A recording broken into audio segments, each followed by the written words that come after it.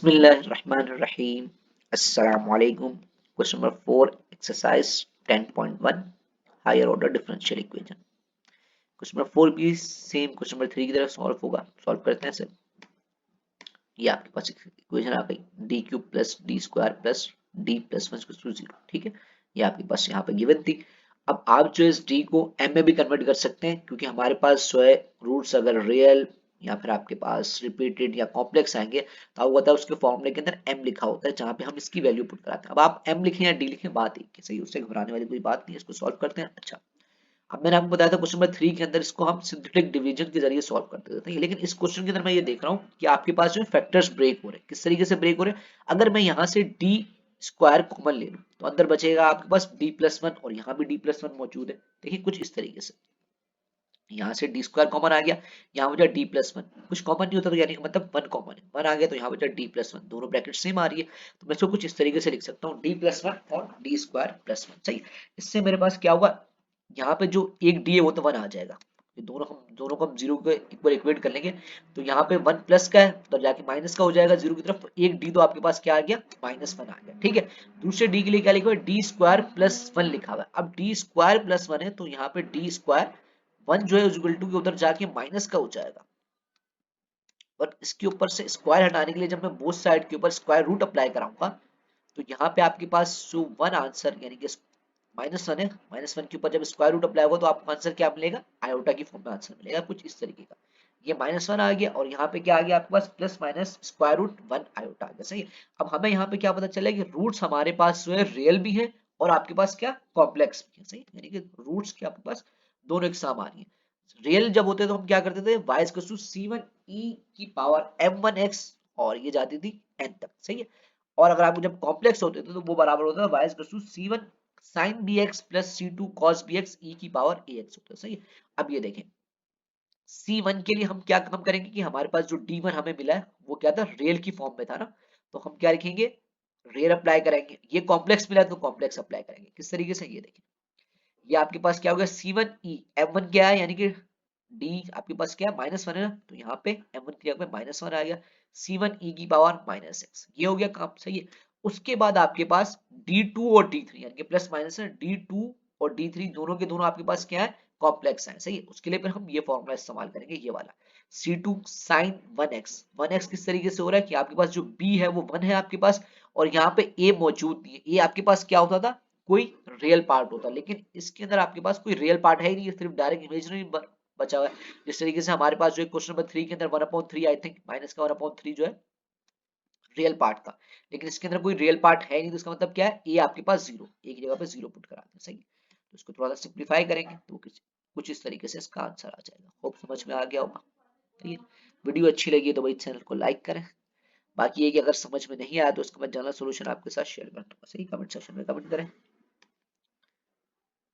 बाकी question number 5 है हमारे पास, डी क्यूब माइनस का 6d square plus 12d minus 8 y 0। इसको भी सेम उसी तरीके से सॉल्व करेंगे। सही है, अब इसके अंदर मेरे पास क्या है, फैक्टराइजेशन नहीं हो रही, यानी कि आप जो है इनको ब्रेक नहीं कर सकते। सही है, जब ब्रेक नहीं कर सकते तो हम कौन सा वाला मेथड इस्तेमाल कर रहे थे, सिंथेटिक डिवीजन वाला तो इस्तेमाल करते हैं। उसके अंदर ये देखिए हमारे पास क्या होता था, यहाँ पे 1 है, 1 आ गया, माइनस 6 आ गया, 12 आ गया और माइनस का 8 आ गया। सही है, अब हमें क्या करना होता था, इस 8 की जगह पे यहाँ पे 0 बनाना होता था। ये तो उसके लिए हम डिवाइड कराते थे। हम सबसे पहले क्या डिवाइड कराते हैं, 1 से डिवाइड करवा लेते हैं। जब 1 से डिवाइड करवाएंगे हम इसको तो यहाँ पे 0 आ जाएगा। सही है, इसको दोनों को ऐड करेंगे, यहाँ पे 1 आ गया, 1 1 जा 1 होता है तो यहाँ पे 1 आ गया, माइनस 6 और 1 इनको जब हम ऐड करेंगे तो आपको आंसर मिलेगा माइनस का 5, माइनस का 5 आंसर मिल जाएगा। ठीक है, उसके बाद ये 1 और माइनस का 5 मल्टीप्लाई होंगे तो क्या होगा, माइनस का 5 आएगा।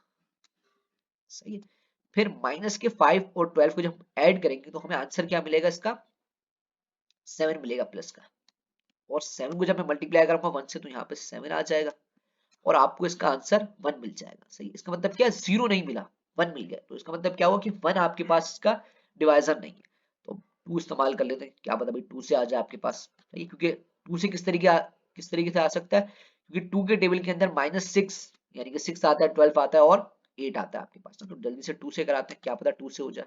2 से नहीं होगा तो फिर -2 से लिखेंगे। सही, 2 से जब कराया तो यहाँ पे क्या आ गया, 0।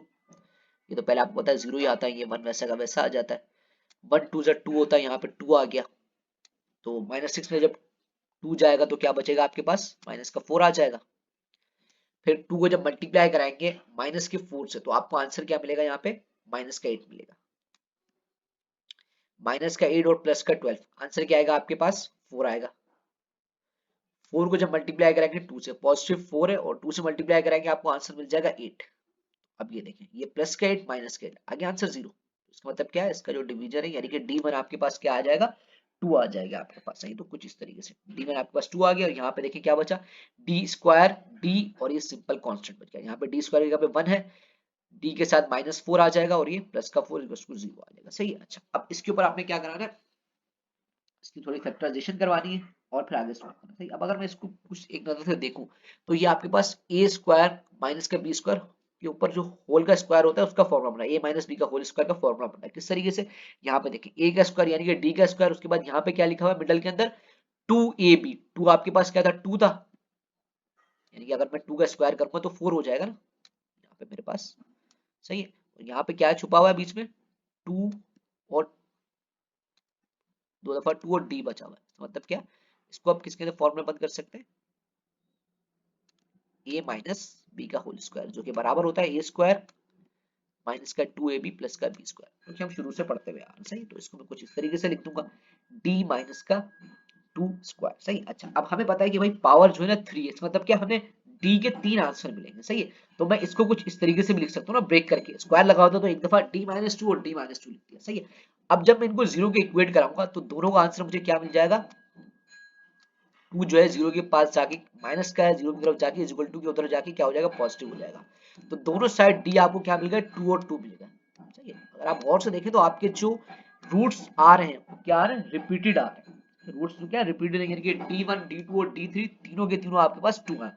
तो रिपीटेड के केस में क्या होता था, हमारे पास केस 2 होता था, ये C1 plus C2x plus C3x square होता है यहाँ पे। सही है, गलती से मैंने क्यूब लगा दी, यहाँ पे x स्क्वायर होगा। सही है, ये आपके पास होता था। तो अब हमारे पास क्या है, C1 है C2, यानी कि 3 आंसर मिल गए ना। तो कुछ इस तरह की कंडीशन आ जाएगी, C1 plus C2x plus C3x square. ये मिस्टेक है, इसको जरा देख लीजिएगा, शायद हो सकता है प्रीवियसली भी मिस्टेक हो गई, उसको भी करेक्ट कर लीजिएगा। सही है, और यहाँ पे M1 की जगह पे क्या आ जाएगा, 2 आ जाएगा, क्योंकि आपके पास M1 M2 और M3 तीनों एक दूसरे के बराबर है। तो ये आपको इसका आंसर मिल गया। ठीक हो गया, चलते हैं नेक्स्ट क्वेश्चन की तरफ। जी, क्वेश्चन नंबर 6 है अब आपके पास, डी क्यूब माइनस का 6D² प्लस 3D प्लस 10/0। सही है, अब इस क्वेश्चन के अंदर भी आपके पास भाई कोई भी मिडल ब्रेक नहीं हो रही, ना ही कोई फैक्टराइजेशन हो रही। सही, इसको भी हम किससे सॉल्व करेंगे, सिंथेटिक डिवीजन मेथड से सॉल्व करेंगे। ठीक है, तो ये देखिए आपके पास कुछ इस तरीके का आ गया। सही है, जो सेम हम प्रीवियसली काम करते हुए सेम वही काम हुआ। सही है, उसके बाद फिर हमने क्या करा, यहाँ पे सिंथेटिक डिवीजन का इस्तेमाल करा।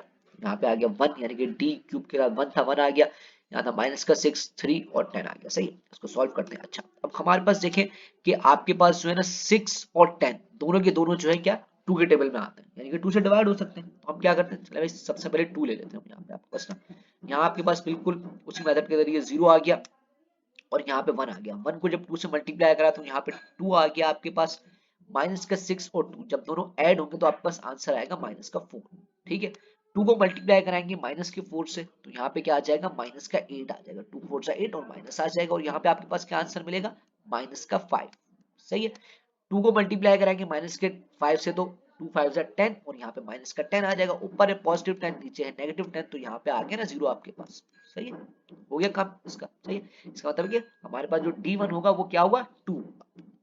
तो D1 2 हो गया और यहाँ पे आपका क्या है, D² माइनस का 4D माइनस का 5 0। सही, अब इसको सॉल्व करते हैं by middle term break. Middle term यहाँ पे ब्रेक हो रही है। सही, इसको जल्दी से ब्रेक करने की कोशिश करते हैं। तो ये देखिए यहाँ पे क्या हो गया, D², ये जो 4D था माइनस का 4D, इसको आपने ब्रेक कर दिया माइनस के 5D प्लस D के अंदर। सही, बताओ किस तरीके से ब्रेक करा है, बिल्कुल आसान से, यानी कि 1 को मल्टीप्लाई करा 5 से, 5 का जब हमने एलसीएम लिया तो यहाँ पे आपके पास क्या हो जाएगा, 5 1 जा 5 हो जाएगा। सही है, तो यानी कि आप नेगेटिव साइन हमारे पास 4 के पास है तो 5 हम नेगेटिव का ले लेंगे और प्लस का 1 यानी कि डी ले लेंगे सिर्फ प्लस का। सही है, ताकि दोबारा से माइनस का 4 वापस आ जाए हमारे पास। ठीक है, अब यहाँ से कॉमन क्या आ रहा है, डी कॉमन आ रहा है, डी कॉमन ले लेंगे। यहाँ पे 1 कॉमन आ रहा है, 1 कॉमन ले लेंगे। कुछ इस तरीके से हो जाएगा आपके पास, यहाँ बचेगा D-5, यहाँ पे 1 कॉमन आ गया, D-5 बचेगा। सही है, और फिर कुछ इस तरीके से लिख देंगे D-5 D+1। सही है, तो अब ये देखें यहाँ पे आपके पास D, अगर हम इसको 0 के इक्वेट करेंगे तो D आपके पास एक 5 आ जाएगा और 1 जो है इक्वल टू के उधर जाके नेगेटिव हो जाएगा, तो एक डी आपके पास नेगेटिव आ जाएगा। सही, तो अब हमारे पास जो रूट्स आ रहे हैं वो क्या, रियल आ रहे हैं। सही, रियल रूट्स आ रहे हैं। तो रियल रूट्स के लिए आपके पास क्या, कौन सा फॉर्मूला होता था, केस 1 होता था y equal to c1 e की power m1x plus c2 e की पावर m2x, इस तरह सो ऑन n तक। सही, यहाँ पे हमारे पास n कितने, नंबर ऑफ n कितने, 3 है।